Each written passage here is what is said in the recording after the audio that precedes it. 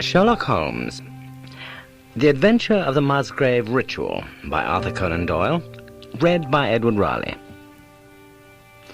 An anomaly which often struck me in the character of my friend Sherlock Holmes was that, although in his methods of thought he was the neatest and most methodical of mankind, and although also he affected a certain quiet primness of dress, he was nonetheless in his personal habits one of the most untidy men that ever drove a fellow lodger to distraction. Not that I am in the least conventional in that respect myself. The rough-and-tumble work in Afghanistan, coming on the top of a natural bohemianism of disposition, has made me rather more lax than befits a medical man. But with me there is a limit, and when I find a man who keeps his cigars in the coal scuttle, his tobacco in the toe end of a Persian slipper, and his unanswered correspondence transfixed by a jackknife into the very centre of his wooden mantelpiece, then I begin to give myself virtuous airs. I've always held, too, that pistol practice should distinctly be an open-air pastime, and when Holmes, in one of his queer humours, would sit in an armchair with his hair trigger and 100 boxer cartridges, and proceed to adorn the opposite wall with a patriotic VR done in bullet pocks, I felt strongly that neither the atmosphere nor the appearance of our room were improved by it. Our chambers were always full of chemicals and of criminal relics, which had a way of wandering into unlikely positions, and of turning up in the butter dish, or even in less desirable places. But his papers were my great crux. He had a horror of destroying documents, especially those which were connected with his past cases. And yet it was only once in every year or two that he would muster energy's docket and arrange them, for as I've mentioned somewhere in these incoherent memoirs, the outbursts of passionate energy, when he performed the remarkable feats with which his name is associated, were followed by reactions of lethargy, during which he would lie about with his violin and his books, hardly moving, save from the sofa to the table. And thus, month after month, his papers accumulated, until every corner of the room was stacked with bundles of manuscript, which were on no account to be burned, and which could not be put away, save by their owner. One winter's night, as we sat together by the fire, I ventured to suggest to him that as he had finished pasting extracts into his commonplace book, he might employ the next 2 hours in making our room a little more habitable. He could not deny the justice of my request, so with a rather rueful face he went off to his bedroom, from which he returned presently putting a large tin box behind him. This he placed in the middle of the floor, and squatting down upon a stool in front of it, he threw back the lid. I could see that it was already a third full of bundles of paper, tied up with red tape into separate packages. "There are cases enough here, Watson," said he, looking at me with mischievous eyes. "I think that if you knew all that I had in this box, you would ask me to pull some out instead of putting others in." "These are the records of your early work, then?" I asked. "I've often wished that I had notes of those cases." "Yes, my boy. These were all done prematurely before my biographer had come to glorify me." He lifted bundle after bundle in a tender, caressing sort of way. "They're not all successes, Watson," said he, "but there are some pretty little problems among them. Here's the record of the Tarleton murders, and the case of Vanbury, the wine merchant, and the adventure of the old Russian woman, and the singular affair of the aluminium crutch, as well as a full account of Ricoletti of the club foot and his abominable wife. And here... now, this really is something, a little recherche." He dived his arm down to the bottom of the chest and brought up a small wooden box with a sliding lid, such as children's toys are kept in. From within he produced a crumpled piece of paper, an old-fashioned brass key, a peg of wood with a ball of string attached to it, and 3 rusty old discs of metal. "Well, my boy, what do you make of this lot?" he asked, smiling at my expression. "Well, it is a curious collection." "Very curious. And the story that hangs round it will strike you as being more curious still." "These relics have a history, then?" "So much so that they are history." "And what do you mean by that?" Sherlock Holmes picked them up one by one and laid them along the edge of the table. Then he reseated himself in his chair and looked them over with a gleam of satisfaction in his eyes. "These," said he, "are all that I have left to remind me of the adventure of the Musgrave Ritual." I'd heard him mention the case more than once, though I'd never been able to gather the details. "I should be so glad," said I, "if you would give me an account of it." "And leave the litter as it is?" He he cried mischievously. "Your tidiness won't bear much strain after all, Watson.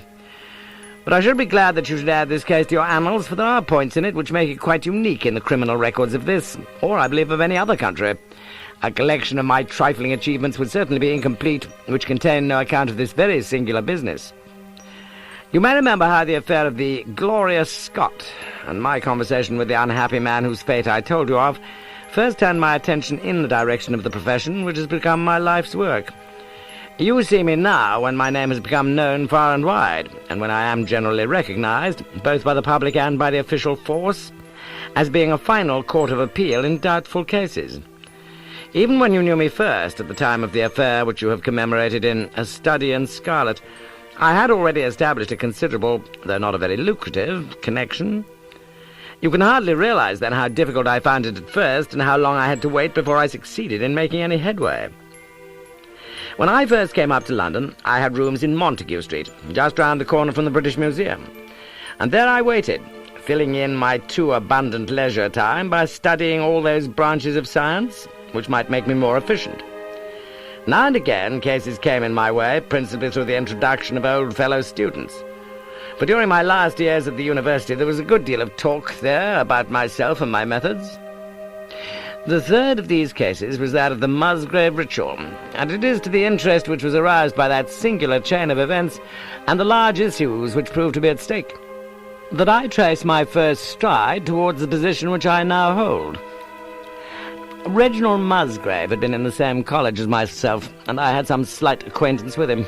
He was not generally popular among the undergraduates, though it always seemed to me that what was set down as pride was really an attempt to cover extreme natural diffidence. In appearance, he was a man of an exceedingly aristocratic type, thin, high-nosed and large-eyed, with languid and yet courtly manners. He was indeed a scion of one of the very oldest families in the kingdom, though his branch was a cadet one which had separated from the northern Musgraves sometime in the 16th century, and had established itself in western Sussex, where the manor house of Hurlstone is perhaps the oldest inhabited building in the county. Something of his birthplace seemed to cling to the man, and I never looked at his pale, keen face, or the poise of his head, without associating him with grey archways and mullioned windows and all the venerable wreckage of a feudal keep. Once or twice we drifted into talk, and I can remember that more than once he expressed a keen interest in my methods of observation and inference. For 4 years I'd seen nothing of him, until one morning he walked into my room in Montague Street. He had changed little, was dressed like a young man of fashion, he was always a bit of a dandy, and preserved the same quiet, suave manner which had formerly distinguished him. "How has all gone with you, Musgrave?" I asked, after we had cordially shaken hands. "You probably heard of my poor father's death," said he. "He was carried off about 2 years ago. Since then I have, of course, had the Hurlstone estates to manage, and as I am member for my district as well, my life has been a busy one. But I understand, Holmes, that you are turning to practical ends those powers with which you used to amaze us." "Yes," said I. "I've taken to living by my wits." "I'm delighted to hear it, for your advice at present would be exceedingly valuable to me. We've had some very strange doings at Hurlstone, and the police have been able to throw no light upon the matter. It is really the most extraordinary and inexplicable business." You can imagine with what eagerness I listened to him, Watson, for the very chance for which I'd been panting during all those months of inaction seemed to have come within my reach. In my inmost heart I believed that I could succeed where others failed, and now I had the opportunity to test myself. "Pray let me have the details," I cried. Reginald Musgrave sat down opposite to me and lit the cigarette which I'd pushed towards him. "You must know," said he, "that though I am a bachelor, I have to keep up a considerable staff of servants at Hurlstone, for it is a rambling old place and takes a good deal of looking after. I preserve, too, and in the pheasant months I usually have a house party, so that it will not do to be short-handed. Altogether there are 8 maids, the cook, the butler, 2 footmen, and a boy. The garden and the stables, of course, have a separate staff. Of these servants, the one who had been longest in our service was Brunton, the butler. He was a young schoolmaster out of place when he was first taken up by my father, but he was a man of great energy and character, and he soon became quite invaluable in the household. He was a well-grown, handsome man with a splendid forehead, and though he's been with us for 20 years, he cannot be more than 40 now. With his personal advantages and his extraordinary gifts, for he can speak several languages and play nearly every musical instrument. It is wonderful that he should have been satisfied so long in such a position, but I suppose that he was comfortable and lacked energy to make any change. The butler of Hurlston is always a thing that is remembered by all who visit us. But this paragon has one fault. He's a bit of a Don Juan, and you can imagine that for a man like him, it's not a very difficult part to play in a quiet country district. When he was married, it was all right, but since he's been a widower, we've had no end of trouble with him. A few months ago, we were in hopes that he was about to settle down again, for he became engaged to Rachel Howells, our second housemaid. But he's thrown her over since then and taken up with Janet Tregellis, the daughter of the head gamekeeper. Rachel, who was a very good girl, but of an excitable Welsh temperament, had a sharp touch of brain fever and goes about the house now, or did until yesterday, like a black-eyed shadow of her former self. Well, that was our first drama at Hurlston, but a second one came to drive it from our minds, and it was prefaced by the disgrace and dismissal of Butler Brunton. And this is how it came about. I have said that the man was intelligent, and this very intelligence has caused his ruin, for it seems to have led to an insatiable curiosity about things which did not in the least concern him. I had no idea of the lengths to which this would carry him until the merest accident opened my eyes to it. I have said that the house is a rambling one. One night last week, on Thursday night to be more exact, I found that I could not sleep, having foolishly taken a cup of strong café noir after my dinner. After struggling against it until 2 in the morning, I felt that it was quite hopeless. So I rose and lit the candle with the intention of continuing a novel which I was reading. The book, however, had been left in the billiard room, so I pulled on my dressing gown and started off to get it. In order to reach the billiard room, I had to descend a flight of stairs and then to cross the head of a passage which led to the library and the gun room. You can imagine my surprise when, as I looked down this corridor, I saw a glimmer of light coming from the open door of the library. I had myself extinguished the lamp and closed the door before coming to bed. Naturally, my first thought was of burglars. The corridors at Hurlston have their walls largely decorated with trophies of old weapons. From one of these I picked a battle-axe, and then, leaving my candle behind me, I crept on tiptoe down the passage and peeped in at the open door.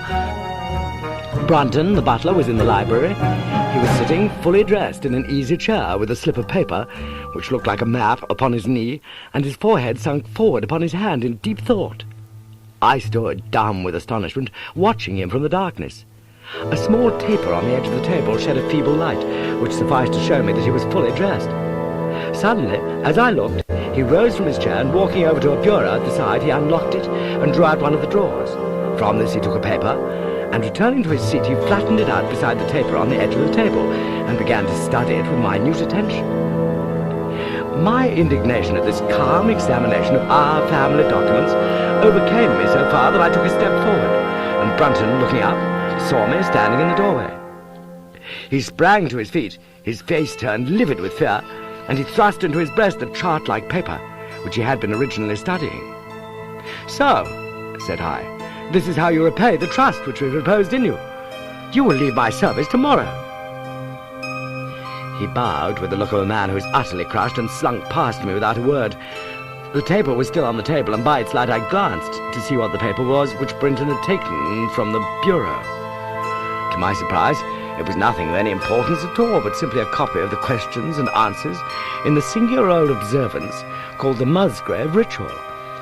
It is a sort of ceremony peculiar to our family, which each Musgrave for centuries past has gone through upon his coming of age. A thing of private interest, and perhaps of some little importance to the archaeologist, like our own blazonings and charges, but of no practical use whatever. "We had better come back to the paper afterwards," said I. "If you think it really necessary," he answered with some hesitation. To continue my statement, however, I relocked the bureau, using the key which Brunton had left, and I turned to go when I was surprised to find that the butler had returned and was standing before me. "Mr. Musgrave, sir," he cried in a voice which was hoarse with emotion, "I can't bear disgrace, sir. I've always been proud above my station in life, and disgrace would kill me. My blood will be on your head, sir. It will indeed, if you drive me to despair. If you cannot keep me after what has passed, then for God's sake let me give you notice and leave in a month, as if of my own free will. I could stand that, Mr. Musgrave, but not to be cast out before all the folk that I know so well. You don't deserve much consideration, Brunton, I answered. Your conduct has been most infamous. However, as you have been a long time in the family, I have no wish to bring public disgrace upon you.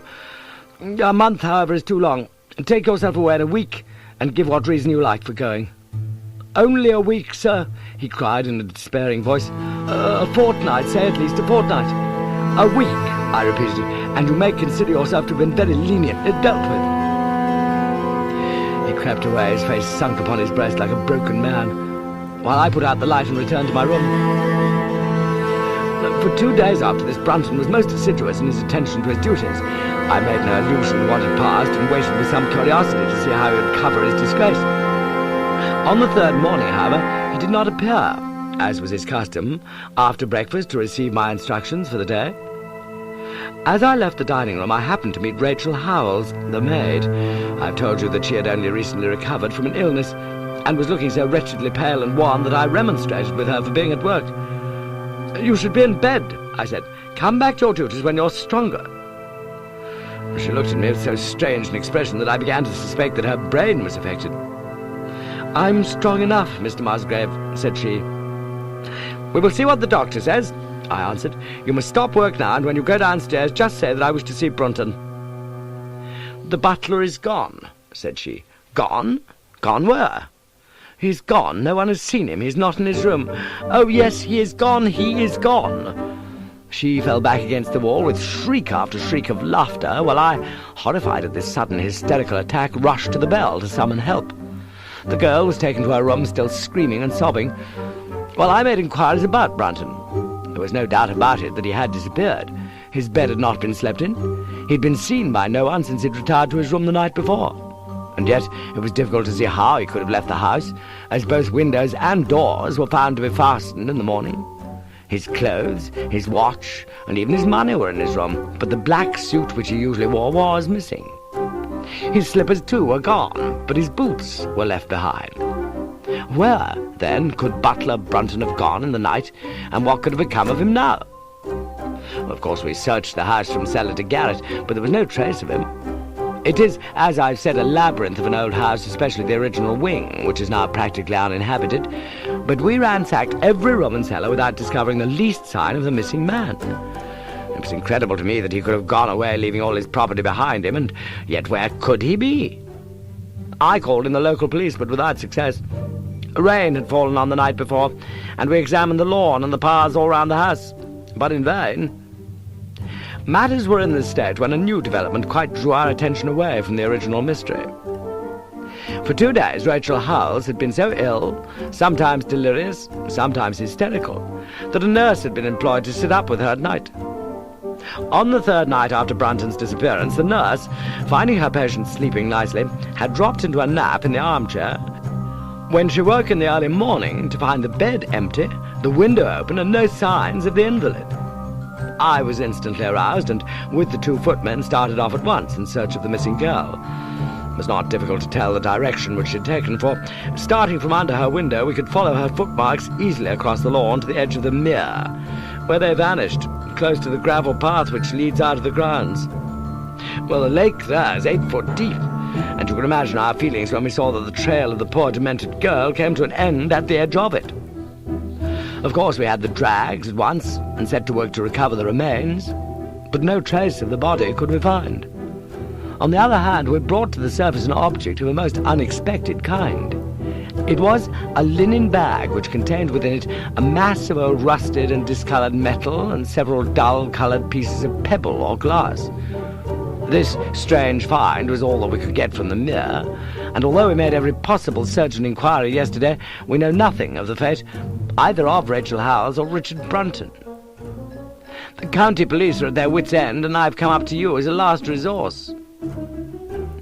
You can imagine, Watson, with what eagerness I listened to this extraordinary sequence of events, and endeavoured to piece them together, and to devise some common thread upon which they might all hang. The butler was gone, the maid was gone. The maid had loved the butler, but had afterwards had cause to hate him. She was a Welsh blood, fiery and passionate. She had been terribly excited immediately after his disappearance. She had flung into the lake a bag containing some curious contents. These are all factors which had to be taken into consideration, and yet none of them got quite to the heart of the matter. What was the starting point of this chain of events? There lay the end of this tangled line. "I must see that paper, Musgrave," said I, "which this butler of yours thought it worth his while to consult, even at the risk of the loss of his place." "It is rather an absurd business, this ritual of ours," he answered, "but it has at least the saving grace of antiquity to excuse it. I have a copy of the questions and answers here, if you care to run your eye over them." He handed me the very paper which I have here, Watson, and this is the strange catechism to which each Musgrave had to submit when he came to man's estate. I will read you the questions and answers as they stand. Whose was it? His who is gone. Who shall have it? He will come. Where was the sun? Over the oak. Where was the shadow? Under the elm. How was it stepped? North by 10 and by 10, east by 5 and by 5, south by 2 and by 2, west by 1 and by 1, and so under. What shall we give for it? All that is ours. Why should we give it? For the sake of the trust. "The original has no date, but is in the spelling of the middle of the 17th century, remarked Musgrave. "I'm afraid, however, that it can be of little help to you in solving this mystery." "At least," said I, "it gives us another mystery, and one which is even more interesting than the first. It may be that the solution of the one may prove to be the solution of the other. You will excuse me, Musgrave, if I say that your butler appears to me to have been a very clever man, and to have had a clearer insight than 10 generations of his masters." "I hardly follow you," said Musgrave. "The paper seems to me to be of no practical importance." "But to me it seems immensely practical, and I fancy that Brunton took the same view. He'd probably seen it before that night on which you caught him." "Well, it is very possible. We took no pains to hide it." "He simply wished, I should imagine, to refresh his memory upon that last occasion. He had, as I understand, some sort of map or chart, which he was comparing with the manuscript, and which he thrust into his pocket when you appeared." "Well, that is true. But what could he have to do with this old family custom of ours, and what does this rigmarole signify?" "I don't think that we should have much difficulty in determining that," said I. "With your permission, we will take the first train down to Sussex and go a little more deeply into the matter upon the spot. The same afternoon saw us both at Hurlstone. Possibly you have seen pictures and read descriptions of the famous old building, so I will confine my account of it to saying that it is built in the shape of an L, the long arm being the more modern portion, and the shorter the ancient nucleus from which the other is developed. Over the low, heavy lintel door in the centre of this old part is chiselled the date 1607, but experts are agreed that the beams and stonework are really much older than this. The enormously thick walls and tiny windows of this part had in the last century driven the family into building the new wing, and the old one was used now as a storehouse and a cellar when it was used at all. A splendid park with fine old timber surrounded the house, and the lake, to which my client had referred, lay close to the avenue about 200 yards from the building. I was already firmly convinced, Watson, that there were not 3 separate mysteries here, but one only, and that if I could read the Musgrave Ritual aright, I should hold in my hand the clue which would lead me to the truth concerning both the butler Brunton and the maid Howells. To that, then, I turned all my energies. Why should this servant be so anxious to master this old formula? Evidently because he saw something in it which had escaped all those generations of country squires, and from which he expected some personal advantage. What was it, then, and how had it affected his fate? It was perfectly obvious to me on reading the ritual that the measurements must refer to some spot to which the rest of the document alluded, and that if we could find that spot, we should be in a fair way towards knowing what the secret was, which the old Musgraves had thought it necessary to embalm in so curious a fashion. There were 2 guides given us to start with, an oak and an elm. As to the oak, there could be no question at all. Right in front of the house, upon the left-hand side of the drive, there stood a patriarch among oaks, one of the most magnificent trees that I've ever seen. That was there when your ritual was drawn up, said I as we drove past it. It was there at the Norman Conquest, in all probability, he answered. "It has a girth of 23 feet. Here was one of my fixed points secured. "Have you any old elms?" I asked. "There used to be a very old one over yonder, but it was struck by lightning 10 years ago, and we cut down the stump." "You can see where it used to be?" "Oh, yes." "There are no other elms?" "No old ones, but plenty of beeches." "I should like to see where it grew." We had driven up in a dog cart, and my client led me away at once, without our entering the house, to the scar on the lawn where the elm had stood. It was nearly midway between the oak and the house. My investigation seemed to be progressing. "I suppose it is impossible to find out how high the elm was?" I asked. "I can give you it at once. It was 64 feet. "How do you come to know it?" I asked in surprise. "When my old tutor used to give me an exercise in trigonometry, it always took the shape of measuring heights. When I was a lad, I worked out every tree and building on the estate." This was an unexpected piece of luck. My data were coming more quickly than I could have reasonably hoped. "Tell me," I asked, "did your butler ever ask you such a question?" Reginald Musgrave looked at me in astonishment. "Now that you call it to my mind," he answered, "Brunton did ask me about the height of the tree some months ago, in connection with some little argument with the groom." This was excellent news, Watson, for it showed me that I was on the right road. I looked up at the sun. It was low in the heavens, and I calculated that in less than an hour it would lie just above the topmost branches of the old oak. One condition mentioned in the ritual would then be fulfilled. And the shadow of the elm must mean the further end of the shadow, otherwise the trunk would have been chosen as the guide. I had then to find where the far end of the shadow would fall when the sun was just clear of the oak. But that must have been difficult, Holmes, when the elm was no longer there. Well, at least I knew that if Brunton could do it, I could also. Besides, there was no real difficulty. I went with Musgrave to his study and whittled myself this peg, to which I tied this long string with a knot at each yard. Then I took 2 lengths of a fishing rod, which came to just 6 feet, and I went back with my client to where the elm had been. The sun was just grazing the top of the oak. I fastened the rod on end, marked out the direction of the shadow, and measured it. It was 9 feet in length.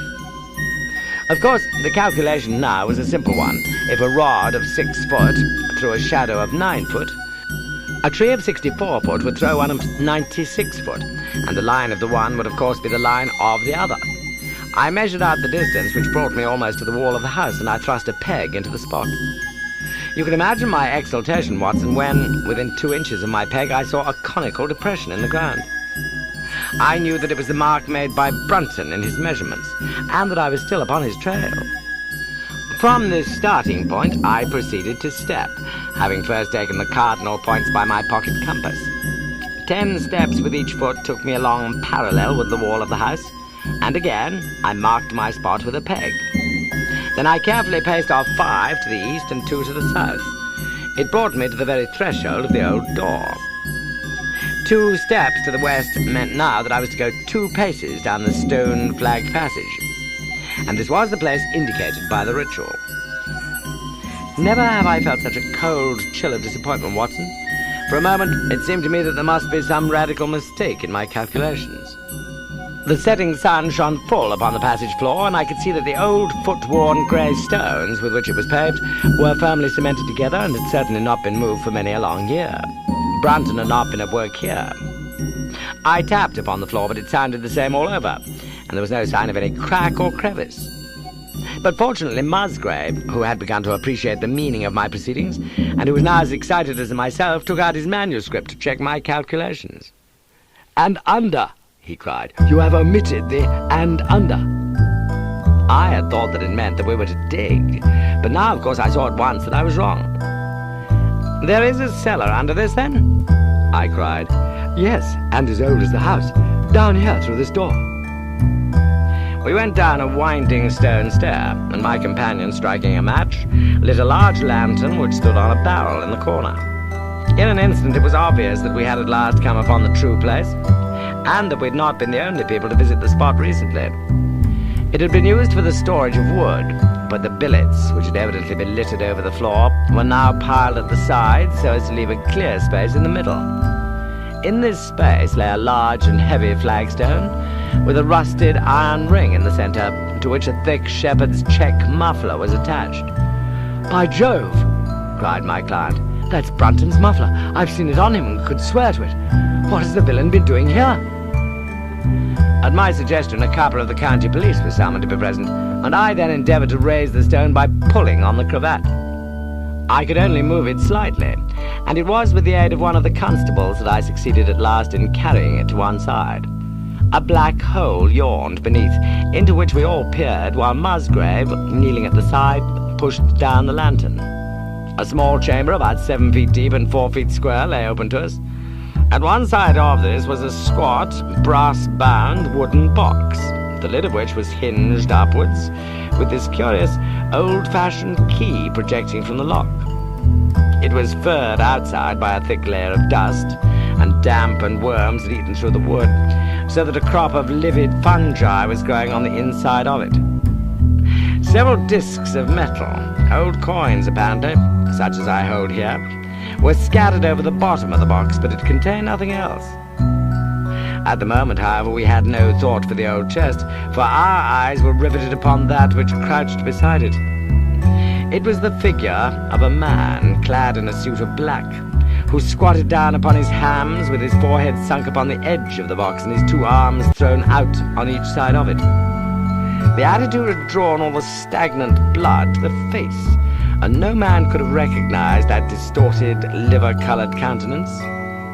But his height, his dress, and his hair were all sufficient to show my client, when we had drawn the body up, that it was indeed his missing butler. He had been dead some days, but there was no wound or bruise upon his person to show how he had met his dreadful end. When his body had been carried from the cellar, we found ourselves still confronted with a problem which was almost as formidable as that with which we'd started. I confess that so far, Watson, I had been disappointed in my investigation. I had reckoned upon solving the matter when once I'd found the place referred to in the ritual. But now I was there, and was apparently as far as ever from knowing what it was which the family had concealed with such elaborate precautions. It is true that I had thrown a light upon the fate of Brunton, but now I had to ascertain how that fate had come upon him, and what part had been played in the matter by the woman who had disappeared. I sat down upon a keg in the corner, and thought the whole matter carefully over. You know my methods in such cases, Watson. I put myself in the man's place, and having first gauged his intelligence, I try to imagine how I should myself have proceeded under the same circumstances. In this case, the matter was simplified by Brunton's intelligence being quite first-rate, so that it was unnecessary to make any allowance for the personal equation, as the astronomers have dubbed it. He knew that something valuable was concealed. He had spotted the place. He found that the stone which covered it was just too heavy for a man to move unaided. What would he do next? He could not get help from outside, even if he had someone whom he could trust, without the unbarring of doors and considerable risk of detection. It was better, if he could, to have his helpmate inside the house, but whom could he ask? This girl had been devoted to him. A man always finds it hard to realize that he may have finally lost a woman's love, however badly he may have treated her. He would try, by a few attentions, to make his peace with the girl Howells, and then would engage her as his accomplice. Together they would come at night to the cellar, and their united force would suffice to raise the stone. So far I could follow their actions as if I'd actually seen them. But for 2 of them, and one a woman, it must have been heavy work, the raising of that stone. A burly Sussex policeman and I had found it no light job. What would they do to assist them? Probably what I should have done myself. I rose and examined carefully the different billets of wood which were scattered round the floor. Almost at once I came upon what I expected. One piece, about 3 feet in length, had a marked indentation at one end, while several were flattened at the sides, as if they had been compressed by some considerable weight. Evidently, as they had dragged the stone up, they had thrust the chunks of wood into the chink, until at last, when the opening was large enough to crawl through, they would hold it open by a billet placed lengthwise, which might very well become indented at the lower end, since the whole weight of the stone would press it down onto the edge of this other slab. So far I was still on safe ground. And now, how was I to proceed to reconstruct this midnight drama? Clearly, only one could get into the hole, and that one was Brunton. The girl must have waited above. Brunton then unlocked the box, handed up the contents, presumably, since they were not to be found, and then... what happened? What smouldering fire of vengeance had suddenly sprung into flame in this passionate Celtic woman's soul when she saw the man who had wronged her perhaps far more than we suspected, in her power? Was it a chance that the wood had slipped and that the stone had shut Brunton into what had become his sepulchre? Had she only been guilty of silence as to his fate? Or had some sudden blow from her hand dashed the support away and sent the slab crashing down into its place? Be that as it might, I seemed to see that woman's figure still clutching at her treasure trove and flying wildly up the winding stair with her ears ringing, perhaps with the muffled screams from behind her, and with the drumming of frenzied hands against the slab of stone which was choking her faithless lover's life out.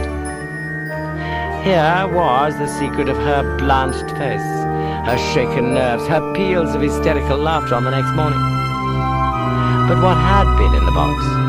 What had she done with that? Of course, it must have been the old metal and pebbles which my client had dragged from the mere. She had thrown them in there at the first opportunity to remove the last trace of her crime. For 20 minutes I had sat motionless, thinking the matter out.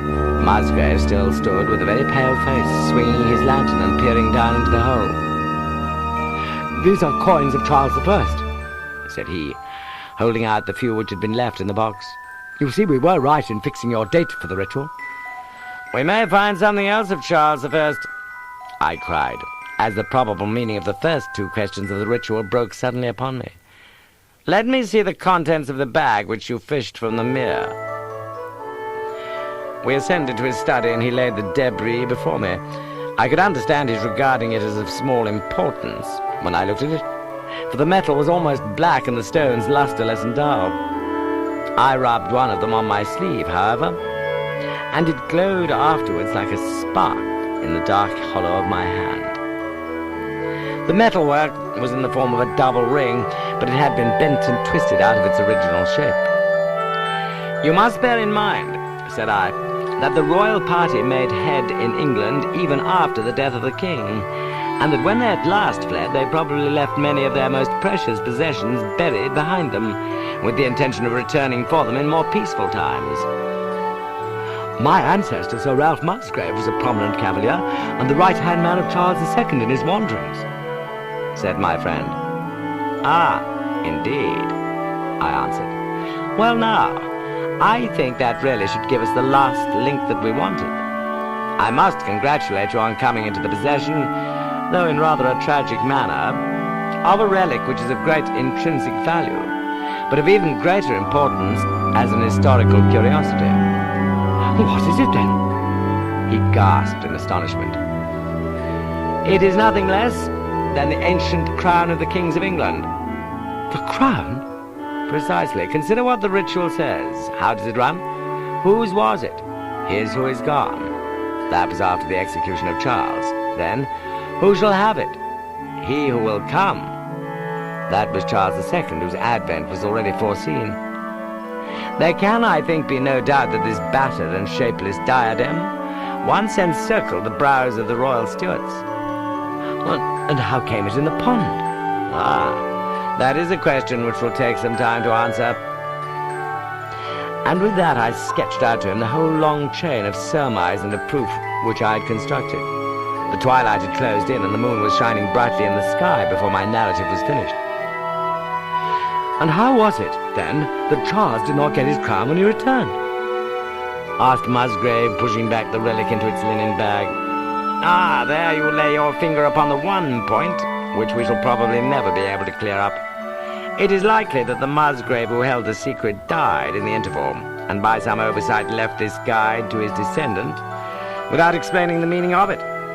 From that day to this, it has been handed down from father to son, until at last it came within reach of a man who tore its secret out of it, and lost his life in the venture. And that's the story of the Musgrave Ritual, Watson. They have the crown down at Hurlston, though they had some legal bother and a considerable sum to pay before they were allowed to retain it. I'm sure that if you mentioned my name, they'd be happy to show it to you. Of the woman, nothing was ever heard, and the probability is that she got away out of England and carried herself and the memory of her crime to some land beyond the seas. The Adventure of the Blue Carbuncle. I had called upon my friend Sherlock Holmes upon the second morning after Christmas, with the intention of wishing him the compliments of the season. He was lounging upon the sofa in a purple dressing gown, a pipe-rack within his reach upon the right, and a pile of crumpled morning papers, evidently newly studied, near at hand. Beside the couch was a wooden chair, and on the angle of the back hung a very seedy and disreputable hard felt hat, much the worse for wear and cracked in several places. A lens and a forceps lying upon the seat of the chair suggested that the hat had been suspended in this manner for the purpose of examination. "You're engaged," said I. "Perhaps I interrupt you." "Not at all. I'm glad to have a friend with whom I can discuss my results. The matter is a perfectly trivial one." He jerked his thumb in the direction of the old hat.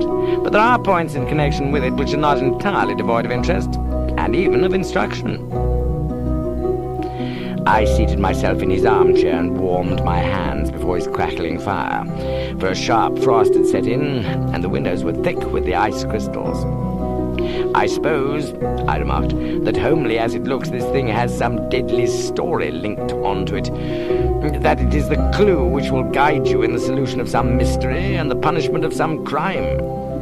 No crime," said Sherlock Holmes, laughing. "Only one of those whimsical little incidents which will happen when you have 4 million human beings all jostling each other within the space of a few square miles. Amid the action and reaction of so dense a swarm of humanity, every possible combination of events may be expected to take place, and many a little problem will be presented, which may be striking and bizarre, without being criminal. We have already had experience of such." "So much so," I remarked, "that of the last 6 cases which I've added to my notes, 3 have been entirely free of any legal crime." "Precisely. You allude to my attempt to recover the Irene Adler papers, to the singular case of Miss Mary Sutherland, and to the adventure of the man with the twisted lip. Well, I have no doubt that this small matter will fall into the same innocent category. You know Peterson, the commissionaire?" "Yes." "It is to him that this trophy belongs." "It is his hat?" No, he found it. Its owner is unknown. I beg that you will look upon it not as a battered billycock, but as an intellectual problem. And first, as to how it came here. It arrived upon Christmas morning in company with a good fat goose, which is, I have no doubt, roasting at this moment in front of Peterson's fire. The facts are these. About 4 o'clock on Christmas morning, Peterson, who, as you know, is a very honest fellow, was returning from some small jollification and was making his way homeward down Tottenham Court Road. In front of him he saw, in the gaslight, a tallish man walking with a slight stagger and carrying a white goose slung over his shoulder. As he reached the corner of Goodge Street, a row broke out between this stranger and a little knot of roughs. One of the latter knocked off the man's hat, on which he raised his stick to defend himself, and swinging it over his head smashed the shop window behind him.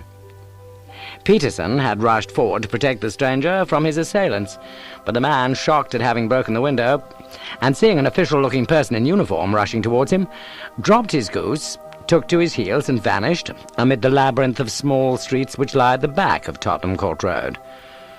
The roughs had also fled at the appearance of Peterson, so that he was left in possession of the field of battle, and also of the spoils of victory in the shape of this battered hat and a most unimpeachable Christmas goose, which surely he restored to their owner.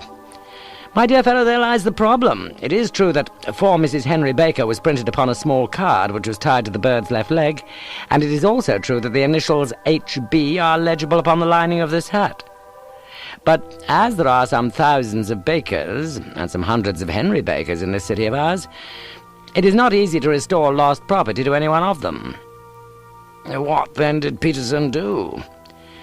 He brought round both hat and goose to me on Christmas morning, knowing that even the smallest problems are of interest to me. The goose we retained until this morning, when there were signs that, in spite of the slight frost, it would be well that it should be eaten without unnecessary delay.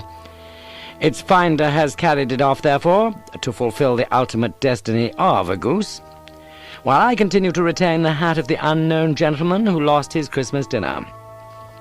Did he not advertise? No. Then what clue could you have as to his identity? Only as much as we can deduce. From his hat? Precisely. But you're joking. What can you gather from this old battered felt? Now here is my lens. You know my methods. What can you gather yourself as to the individuality of the man who has worn this article? I took the tattered object in my hands and turned it over rather ruefully. It was a very ordinary black hat of the usual round shape, hard, and much the worse for wear. The lining had been of red silk, but was a good deal discoloured. There was no maker's name, but, as Holmes had remarked, the initials H.P. were scrawled upon one side. It was pierced in the brim for a hat securer, but the elastic was missing. For the rest, it was cracked, exceedingly dusty, and spotted in several places, although there seemed to have been some attempt to hide the discoloured patches by smearing them with ink. "I can see nothing," said I, handing it back to my friend. "On the contrary, Watson, you can see everything. You fail, however, to reason from what you see. You are too timid in drawing your inferences. Then pray tell me what it is that you can infer from this hat."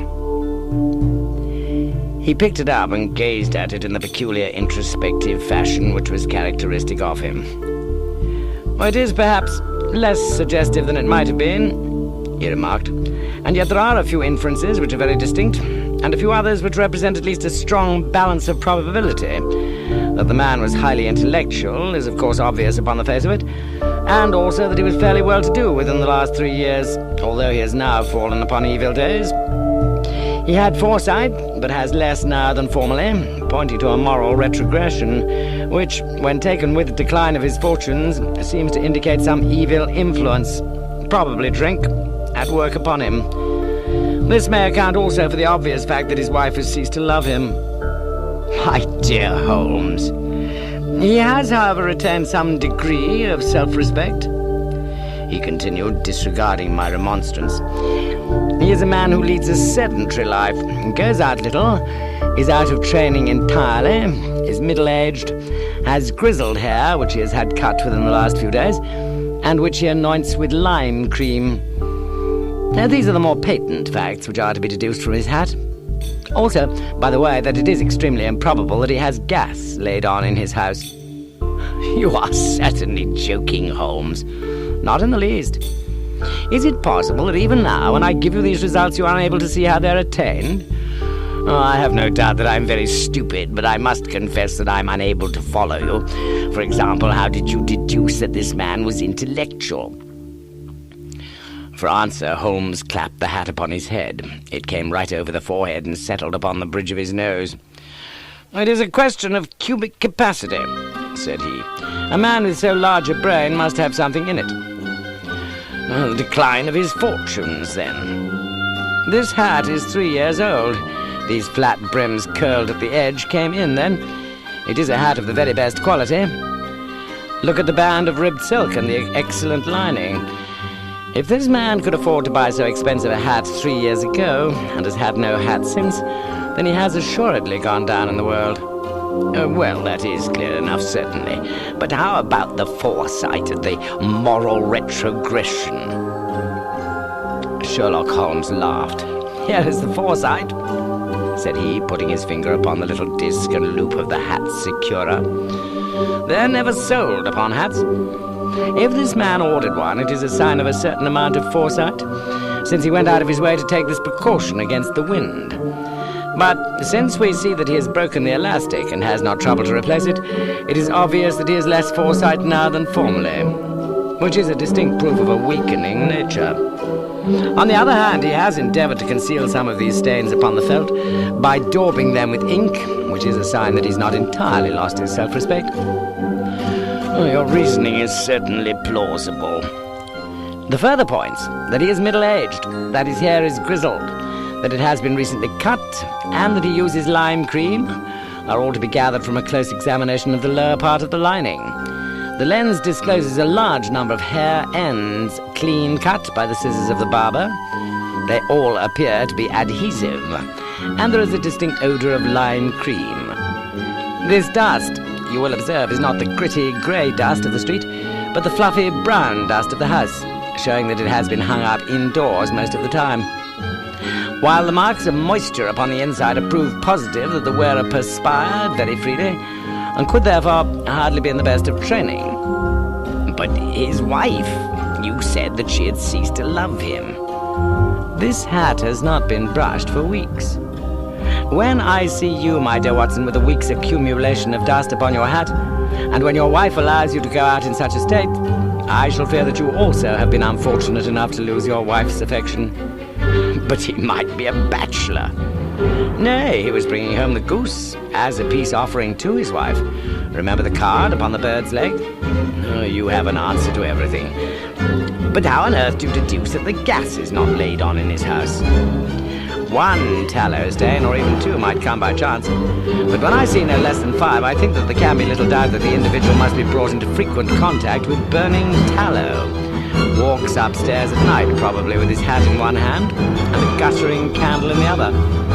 Anyhow, he never got tallow stains from the gas jet. He was satisfied. Well, it is very ingenious, said I, laughing. But since, as you said just now, there's been no crime committed and no harm done, save the loss of a goose, all this seems to be rather a waste of energy. Sherlock Holmes had opened his mouth to reply when the door flew open and Peterson, the commissionaire, rushed into the apartment with flushed cheeks and the face of a man who is dazed with astonishment. "The goose, Mr. Holmes! The goose, sir!" he gasped. Eh? What of it, then? Has it returned to life and flapped off through the kitchen window? Holmes twisted himself round upon the sofa to get a fairer view of the man's excited face. "See here, sir, see what my wife found in its crop." He held out his hand and displayed upon the centre of the palm a brilliantly scintillating blue stone, rather smaller than a bean in size, but of such purity and radiance that it twinkled like an electric point in the dark hollow of his hand. Sherlock Holmes sat up with a whistle. "By Jove, Peterson," said he, "this is treasure trove indeed. I suppose you know what you've got?" "What, diamonds, sir? A precious stone. It cuts into glass as though it were putty." "It's more than a precious stone. It is the precious stone." "Not the Countess of Morcar's blue carbuncle?" I ejaculated. "Precisely so. I ought to know its size and shape, seeing that I've read the advertisement about it in the Times every day lately. It is absolutely unique, and its value can only be conjectured. But the reward offered of £1,000 is certainly not within a 20th part of the market price." £1,000? Great Lord of mercy! The commissionaire plumped down into a chair and stared from one to the other of us. "That is the reward, and I have reason to know that there are sentimental considerations in the background, which would induce the Countess to part with half her fortune, if she could but recover the gem." "Oh, it was lost, if I remember aright, at the Hotel Cosmopolitan," I remarked. "Precisely so. On December the 22nd, just 5 days ago. John Horner, a plumber, was accused of having abstracted it from the lady's jewel case. The evidence against him was so strong that the case has been referred to the assizes. I have some account of the matter here, I believe." He rummaged amid his newspapers, glancing over the dates, until at last he smoothed one out, doubled it over, and read the following paragraph. "Hotel Cosmopolitan jewel robbery.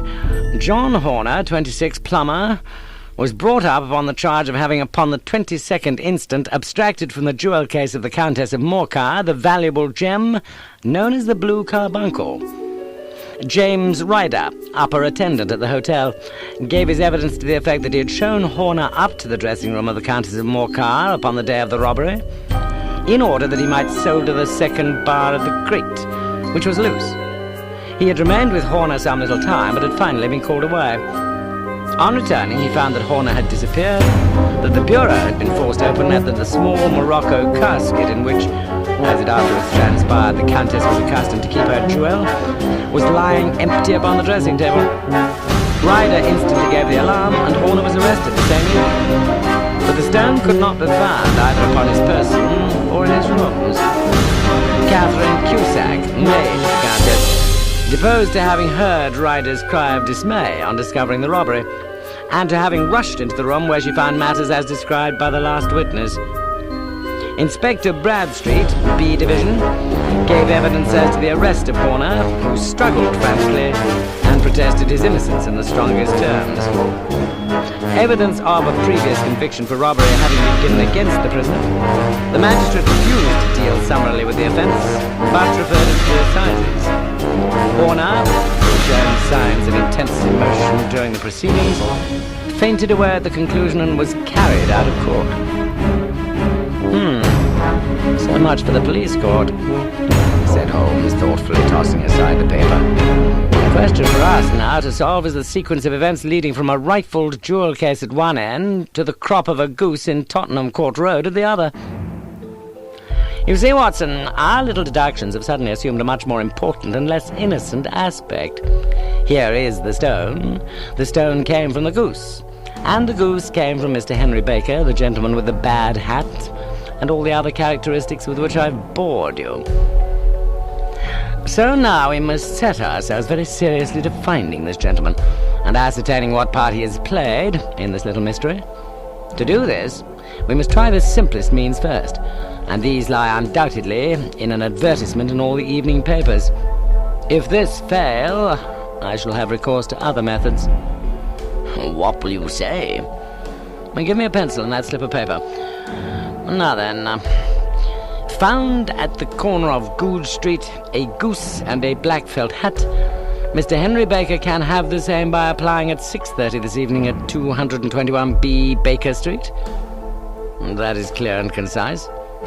Very, but will he see it? Well, he is sure to keep an eye on the papers, since to a poor man the loss was a heavy one. He was clearly so scared by his mischance in breaking the window, and by the approach of Peterson, that he thought of nothing but flight.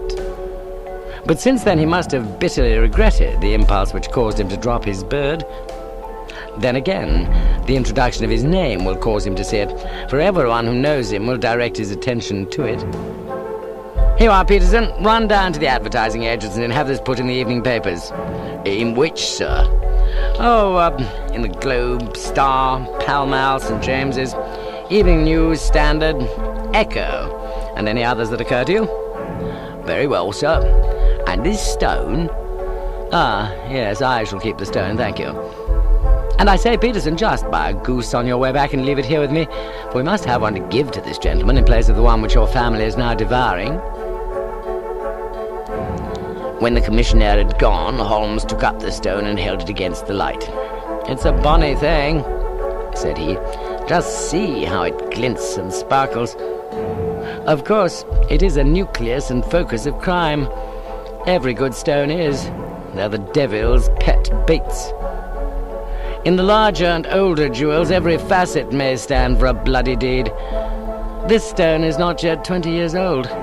It was found in the banks of the Amoy River in southern China, and is remarkable in having every characteristic of the carbuncle, save that it is blue in shade instead of ruby red. In spite of its youth, it has already a sinister history. There have been 2 murders, a vitriol throwing, a suicide, and several robberies brought about for the sake of this 40-grain weight of crystallized charcoal. Who would think that so pretty a toy would be a purveyor to the gallows and the prison? I'll lock it up in my strong-box now and drop a line to the Countess to say that we have it. Do you think that this man Horner is innocent? I cannot tell. Well then, do you imagine that this other one, Henry Baker, had anything to do with the matter? It is, I think, much more likely that Henry Baker is an absolutely innocent man who had no idea that the bird which he was carrying was of considerably more value than if it were made of solid gold. That, however, I shall determine by a very simple test, if we have an answer to our advertisement. And you can do nothing until then? Nothing? Well, in that case, I shall continue my professional round. But I shall come back in the evening at the hour you have mentioned, for I should like to see the solution of so tangled a business. Very glad to see you. I dine at 7, There is a woodcock, I believe. By the way, in view of recent occurrences, perhaps I ought to ask Mrs. Hudson to examine its crop. I had been delayed at a case, and it was a little after 6:30 when I found myself in Baker Street once more. As I approached the house, I saw a tall man in a Scotch bonnet with a coat which was buttoned up to his chin, waiting outside in the bright semicircle which was thrown from the fanlight. Just as I arrived, the door was opened and we were shown up together to Holmes's room. "Mr. Henry Baker, I believe," said he, rising from his armchair and greeting his visitor with the easy air of geniality which he could so readily assume. "Pray, take this chair by the fire, Mr. Baker. It is a cold night, and I observe that your circulation is more adapted for summer than for winter. Ah, Watson, you've just come at the right time. Is that your hat, Mr. Baker?" "Yes, sir, that is undoubtedly my hat." He was a large man with rounded shoulders, a massive head and a broad, intelligent face sloping down to a pointed beard of grizzled brown. A touch of red in nose and cheeks, with a slight tremor of his extended hand, recalled Holmes's surmise as to his habits. His rusty black frock coat was buttoned right up in front, with the collar turned up, and his lank wrists protruded from his sleeves without a sign of cuff or shirt. He spoke in a slow, staccato fashion, choosing his words with care, and gave the impression generally of a man of learning and letters who had had ill usage at the hands of fortune. "We have retained these things for some days," said Holmes, "because we expected to see an advertisement from you giving your address. I am at a loss to know now why you did not advertise." Our visitor gave a rather shamefaced laugh. "Shillings have not been so plentiful with me as they once were," he remarked. "I had no doubt that the gang of roughs who assaulted me had carried off both my hat and the bird. I did not care to spend more money in a hopeless attempt at recovering them." "Very naturally. By the way, about the bird, we were compelled to eat it." "To eat it?" Our visitor half rose from his chair in his excitement. "Yes, it would have been of no use to anyone had we not done so. But I presume that this other goose upon the sideboard, which is about the same weight, and perfectly fresh, will answer your purpose equally well." "Oh, certainly, certainly," answered Mr. Baker with a sigh of relief. "Of course, we still have the feathers, legs, crop, and so on of your own bird, so if you wish—" The man burst into a hearty laugh. "Well, they might be useful to me as relics of my adventure," said he. "But beyond that, I can hardly see what use the disjecta membra of my late acquaintance are going to be to me. No, sir, I think that, with your permission, I will confine my attentions to the excellent bird which I perceive upon the sideboard." Sherlock Holmes glanced sharply across at me with a slight shrug of his shoulders. "There is your hat, then, and there your bird," said he. "By the way, would it bore you to tell me where you got the other one from? I'm somewhat of a fowl fancier, and I've seldom seen a better-grown goose." "Certainly, sir," said Baker, who had risen and tucked his newly gained property under his arm. "There are a few of us who frequent the Alpha Inn, near the museum. We are to be found in the museum itself during the day, you understand. This year, our good host, Windigate by name, instituted a goose club, by which, on consideration of some few pence every week, we were each to receive a bird at Christmas. My pence were duly paid, and the rest is familiar to you. I am much indebted to you, sir, for a Scotch bonnet is fitted neither to my years nor my gravity." With a comical pomposity of manner, he bowed solemnly to both of us and strode off upon his way. "Well, so much for Mr. Henry Baker," said Holmes when he had closed the door behind him. "It is quite certain that he knows nothing whatever about the matter. Are you hungry, Watson?" "Not particularly." "Then I suggest that we turn our dinner into a supper and follow up this clue while it is still hot." "By all means." It was a bitter night, so we drew on our ulsters and wrapped cravats about our throats. Outside, the stars were shining coldly in a cloudless sky, and the breath of the passers-by blew out into smoke like so many pistol shots. Our footfalls rang out crisply and loudly as we swung through the Doctor's Quarter, Wimpole Street, Harley Street, and so through Wigmore Street into Oxford Street. In a quarter of an hour we were in Bloomsbury at the Alpha Inn, which is a small public house at the corner of one of the streets which runs down into Holborn. Holmes pushed open the door of the private bar and ordered 2 glasses of beer from the ruddy-faced, white-aproned landlord. "Your beer should be excellent, if it is as good as your geese," said he. "My geese?" The man seemed surprised. "Yes, I was speaking only half an hour ago to Mr. Henry Baker, who was a member of your goose club." "Ah, yes, I see. But you see, sir, them's not our geese." "Indeed? Whose then?" "Well, I got the 2 dozen from a salesman in Covent Garden." "Indeed? I know some of them. Which was it?" "Breckenridge is his name."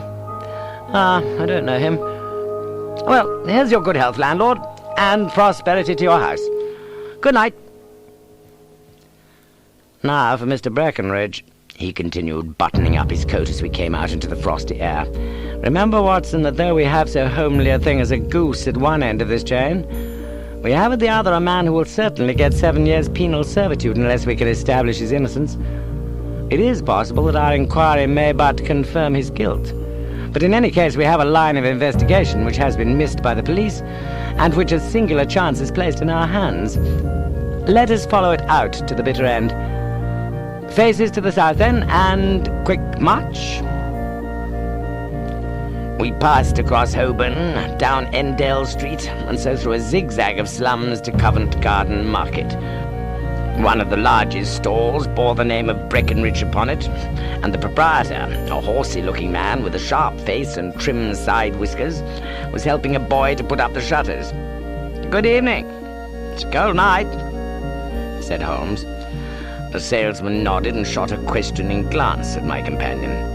"Sold out of geese, I say," continued Holmes, pointing at the bare slabs of marble. "Let you have 500 tomorrow morning." "That's no good." "There are some on the store with the gas flare." "Ah, but I was recommended to you." "Who by?" "The landlord of the Alpha." "Oh, yes, I sent him a couple of dozen." "Fine birds they were, too. Now, where did you get them from?" To my surprise, the question provoked a burst of anger from the salesman. "Now then, mister," said he, with his head cocked and his arms akimbo, "what are you driving at? Let's have it straight now." "It is straight enough. I should like to know who sold you the geese which you supplied to the Alpha." "Well then, I shan't tell you so now." "Oh, it is a matter of no importance, but I don't know why you should be so warm over such a trifle." "Warm? You'd be as warm, maybe, if you were as pestered as I am. When I pay good money for a good article, there should be an end to the business, but it's where are the geese? And who did you sell the geese to? And what will you take for the geese? One would think they were the only geese in the world where the fuss that's made over them." "Well, I have no connection with any other people who have been making inquiries," said Holmes carelessly. "If you won't tell us, the bet is off, that is all. But I'm always ready to back my opinion on a matter of fowls, and I have a fiver on it that the bird I ate is country bred." "Well, then you've lost your fiver, for it's town bred," snapped the salesman. "It's nothing of the kind." "I say it is." "I don't believe it." "Do you think you know more about fowls than I, who've handled them ever since I was a nipper? I tell you, all those birds that went to the Alpha were town bred." "You'll never persuade me to believe that." "Will you bet, then?" "It's merely taking your money, for I know that I'm right. But I'll have a sovereign on with you just to teach you not to be obstinate." The salesman chuckled grimly. "Bring me the books, Bill," said he. The small boy brought round a small, thin volume and a great greasy-backed one, laying them out together beneath the hanging lamp. "Now then, Mr. Cockshaw," said the salesman. "I thought that I was out of geese, but before I finish you'll find that there's still one left in my shop. You see this little book? Well, that's the list of the folk from whom I buy, d'ye see? Well then, here on this page are the country folk, and the numbers after their names are where their accounts are in the big ledger. Now then, you see this other page in red ink? Well, that is a list of my town suppliers. Now look at that third name. Just read it out to me." "Mrs. Oakshott, 117 Brixton Road, 249, read Holmes. "Quite so. Now turn that up in the ledger." Holmes turned to the page indicated. "Here you are, Mrs. Oakshott, 117 Brixton Road, egg and poultry supplier." "Now then, what's the last entry?" "December the 22nd, 24 geese at 7 shillings and sixpence." "Quite so, there you are. And underneath?" "Sold to Mr. Windigate of the Alpha at 12 shillings. "What have you to say now?" Sherlock Holmes looked deeply chagrined. He drew a sovereign from his pocket and threw it down upon the slab, turning away with the air of a man whose disgust is too deep for words. A few yards off he stopped under a lamp-post and laughed in the hearty, noiseless fashion which was peculiar to him. "When you see a man with whiskers of that cut and the pink 'un protruding out of his pocket, you can always draw him by a bet," said he. "I dare say that if I'd put £100 down in front of him, that man would not have given me such complete information as was drawn for him by the idea that he was doing me on a wager. Well, Watson, we are, I fancy, nearing the end of our quest, and the only one point which remains to be determined is whether we should go on to this Mrs. Oakshott tonight, or whether we should reserve it for tomorrow. It is clear from what that surly fellow said that there are others besides ourselves who are anxious about this matter, and I should—" His remarks were suddenly cut short by a loud hubbub which broke out from the stall which we just left. Turning round, we saw a little rat-faced fellow standing in the centre of the circle of yellow light which was thrown by the swinging lamp, while Breckenridge, the salesman, framed in the door of his stall, was shaking his fists fiercely at the cringing figure. "I've had enough of you and your geese," he shouted. "I wish you were all at the devil together. If you come pestering me any more with your silly talk, I'll set the dog at you. You bring Mrs. Oakshott here and I'll answer her, but what have you to do with it? Did I buy the geese off you?" "No, but one of them was mine all the same," whined the little man. "Well, then ask Mrs. Oakshott for it." "She told me to ask you." "Well, you can ask the King of Prussia for all I care. I've had enough of it. Get out of this." He rushed fiercely forward, and the inquirer flitted away into the darkness. "Ah, this may save us a visit to Brixton Road," whispered Holmes. "Come with me, and we will see what is to be made of this fellow." Striding through the scattered knots of people who lounged round the flaring stalls, my companion speedily overtook the little man and touched him upon the shoulder. He sprang round, and I could see in the gaslight that every vestige of his colour had been driven from his face. "Who are you, then? What do you want?" he asked in a quavering voice. "You will excuse me," said Holmes blandly, "but I could not help overhearing the questions which you put to the salesman just now. I think that I could be of assistance to you." "You? Who are you? How could you know anything of the matter?" "My name is Sherlock Holmes. It is my business to know what other people don't know." "But you can know nothing of this." "Excuse me, I know everything of it. You are endeavouring to trace some geese which were sold by Mrs. Oakshott of Brixton Road to a salesman named Breckenridge, by him in turn to Mr. Windigate of the Alpha, and by him to his club, of which Mr. Henry Baker is a member." "Oh, sir, you are the very man whom I've longed to meet," cried the little fellow with outstretched hands and quivering fingers. "I can hardly explain to you how interested I am in this matter." Sherlock Holmes hailed a four-wheeler which was passing. "In that case, we'd better discuss it in a cosy room rather than in this wind-swept marketplace," said he. "But pray tell me, before we go farther, who it is that I have the pleasure of assisting?" The man hesitated for an instant. "My name is John Robinson," he answered with a sidelong glance. No, the real name," said Holmes sweetly. "It is always awkward doing business with an alias." A flush sprang to the white cheeks of the stranger. "Well then," said he, "my real name is James Ryder." "Precisely so. Head attendant at the Hotel Cosmopolitan. Pray step into the cab, and I shall soon be able to tell you everything which you would wish to know." The little man stood glancing from one to the other of us, with half-frightened, half-hopeful eyes, as one who is not sure whether he is on the verge of a windfall or of a catastrophe. Then he stepped into the cab, and in half an hour we were back in the sitting-room at Baker Street. Nothing had been said during our drive, but the high, thin breathing of our new companion, and the claspings and unclaspings of his hands spoke of the nervous tension within him. "Here we are," said Holmes cheerily as we filed into the room. "The fire looks very seasonable in this weather. You look cold, Mr. Ryder, and pray take the basket chair. I'll just put on my slippers before we settle this little matter of yours. Now then, you want to know what became of those geese?" "Yes, sir."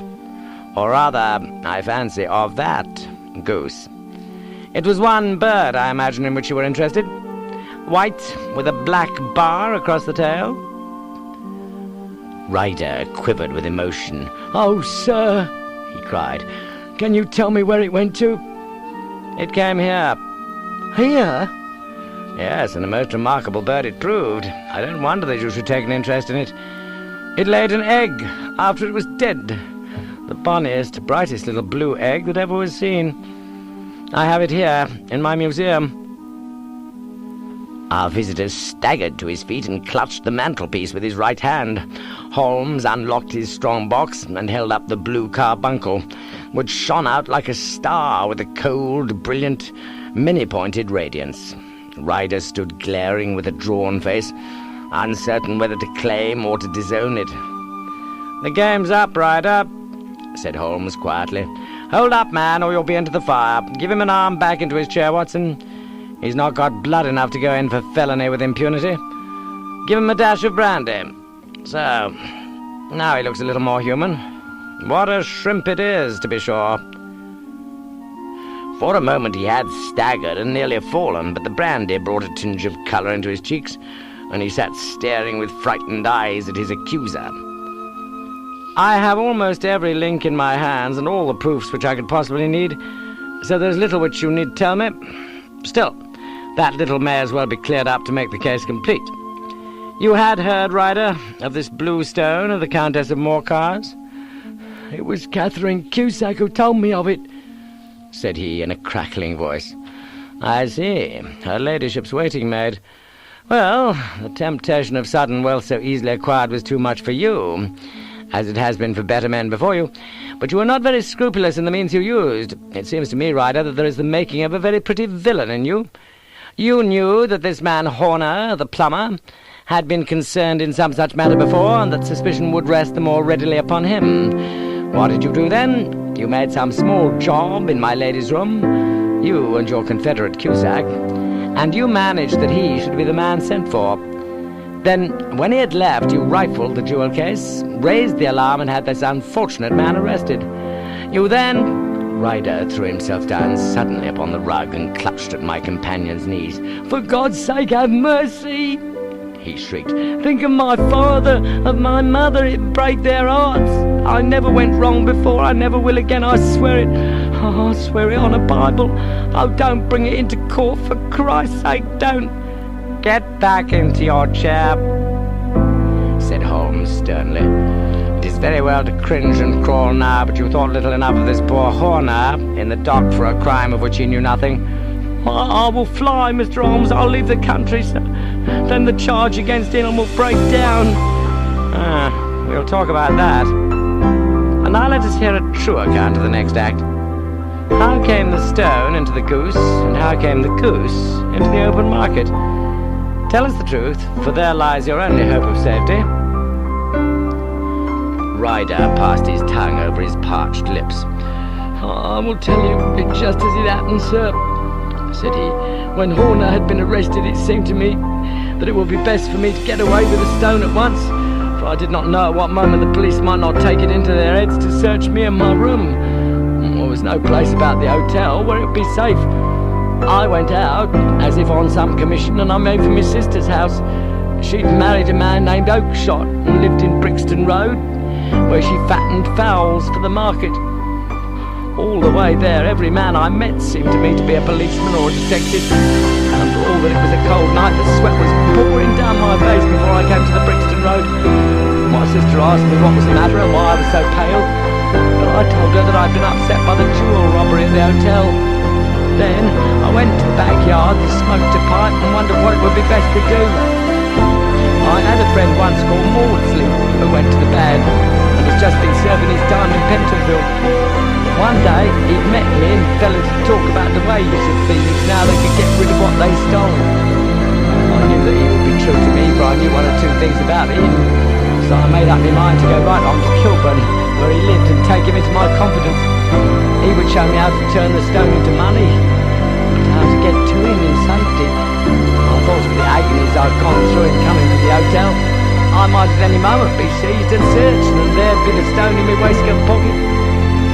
I was leaning against the wall at the time and looking at the geese, which were waddling about round my feet, and suddenly an idea came into my head which showed me how I could beat the best detective that ever lived.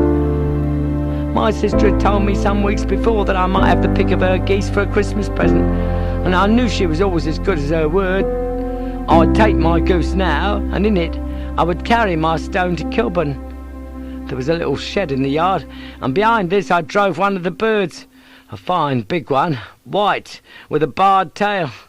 I caught it, and prying its bill open, I thrust the stone down its throat as far as my fingers could stretch. The bird gave a gulp, and I felt the stone pass along its gullet and down into its crop. But the creature flapped and struggled, and out came my sister to know what was the matter. As I turned to speak to her, the brute broke loose and fluttered off among the others. "Whatever were you doing with that bird, Jem?" says she. "Well," said I, "you said you'd give me one for Christmas, and I was feeling which was the fattest." "Oh," says she, "we've set yours aside for you. Jem's bird, we call it. It's the big white one over yonder. There's 26 of them, which makes one for you and one for us, and 2 dozen for the market." "Thank you, Maggie," says I, "but if it's all the same to you, I'd rather have that one I was handling just now." "Well, the other's a good £3 heavier," said she, "and we fattened it expressly for you." "Never mind, I'll have the other, and I'll take it now," said I.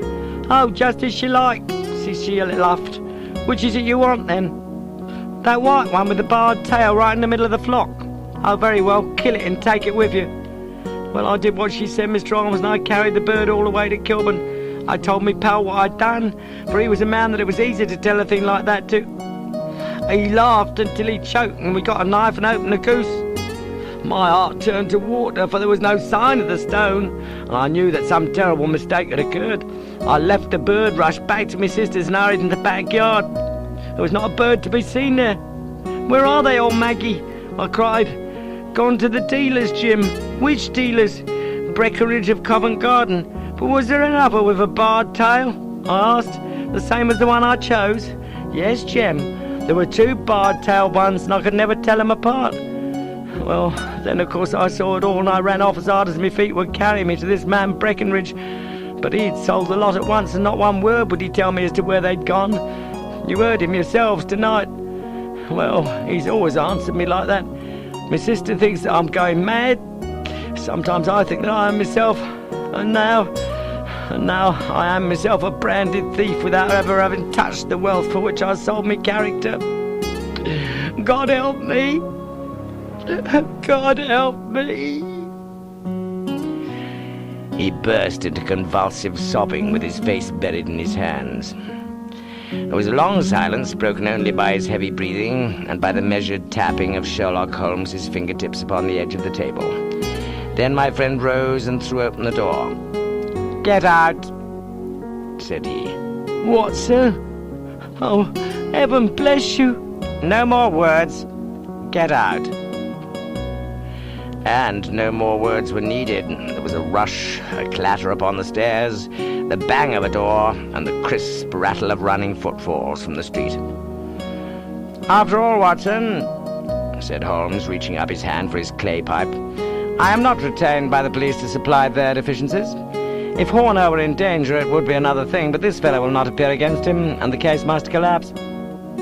I suppose that I am commuting a felony, but it is just possible that I am saving a soul.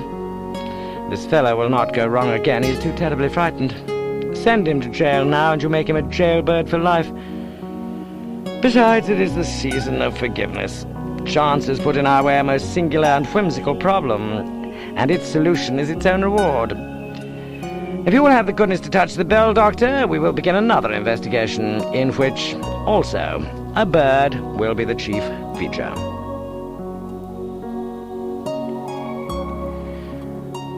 Hello, this is Edward Raleigh. If you enjoyed these Sherlock Holmes stories and would like to hear more, ask for a case of identity, also on